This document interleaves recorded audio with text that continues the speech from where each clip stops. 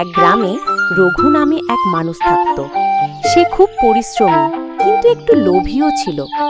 একদিন কাঠ কাটতে গিয়ে তার দেখা মিলল এক চতুর শিয়ালের সঙ্গে। আজ যদি একটু বেশি কাঠ বিক্রি করতে পারতাম তাহলে মেলায় গিয়ে মিষ্টি খেতাম।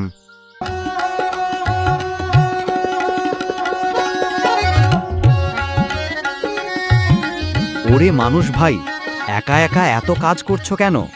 আমি তোমাকে সাহায্য করব, তবে একটা শর্ত আছে। ওরে, তুই তো কথা বলা শিয়াল, তুই কে রে? আমি এই জঙ্গলের সবচেয়ে বুদ্ধিমান প্রাণী। যদি আমার কথা শুনিস, আজই তুই ধনী হয়ে যাবি। ধনী? কি করতে হবে বল তুই?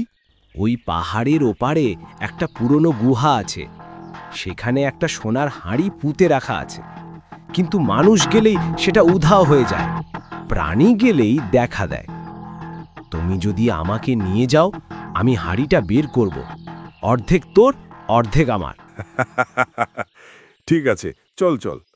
তারা দুজনে আগ্রহ ও আনন্দের সাথে হাঁটতে হাঁটতে গুহার সামনে পৌঁছে গেল।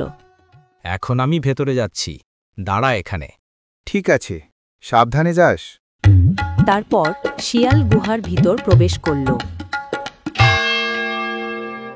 কিছুক্ষণ পরেই গুহার ভেতর থেকে শিয়ালের আওয়াজ এলো।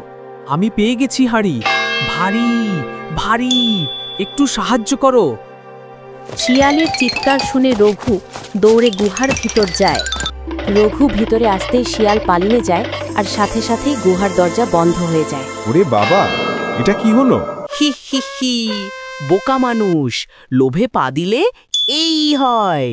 এখন তুই থাক গুহার ভেতরে, আমি যাচ্ছি তোর মিষ্টি খেতে।